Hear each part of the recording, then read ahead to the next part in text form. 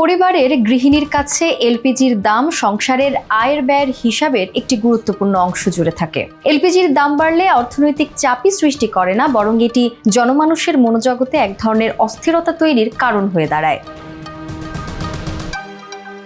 এলপিজির দাম বাড়ানোর প্রভাব শুধু বাসাবাড়িতেই আটকে নেই, এটি হোটেল, রেস্টুরেন্টেও অর্থনৈতিক চাপ সৃষ্টি করে। এমনকি অটো গ্যাস চালিত যানবাহনগুলোর খরচও এলপিজির দাম বাড়া বা কমার উপর নির্ভরশীল। এছাড়া বিভিন্ন শিল্প প্রতিষ্ঠানে জ্বালানি হিসেবে ব্যবহার হয় এলপিজি। প্রাকৃতিক গ্যাসের ঘাটতির কারণে গার্মেন্টস সহ অন্যান্য শিল্প কারখানায় এলপিজির চাহিদা দিন দিন বাড়ছে, যার ফলে দাম বাড়লে উৎপাদন খরচও বৃদ্ধি পায় এবং সেই সঙ্গে পণ্যের দামও বেড়ে যায়।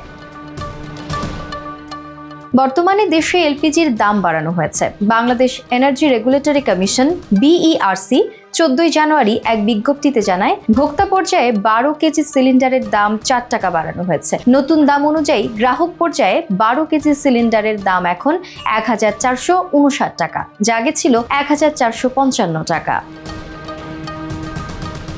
এছাড়া বেসরকারি এলপিজি রিটেইলার পয়েন্টে প্রতি কেজি গ্যাসের দাম 121 টাকা 56 পয়সা এবং রেটিকুলেটেড পদ্ধতিতে তরল অবস্থায় সরবরাহ করা গ্যাসের দাম 117 টাকা 81 পয়সা নির্ধারণ করা হয়েছে। গাড়িতে ব্যবহৃত এলপিজি বা অটো গ্যাসের নতুন দাম প্রতি লিটার 67 টাকা 27 পয়সা নির্ধারণ করা হয়েছে, যা আগে ছিল 66 টাকা 78 পয়সা।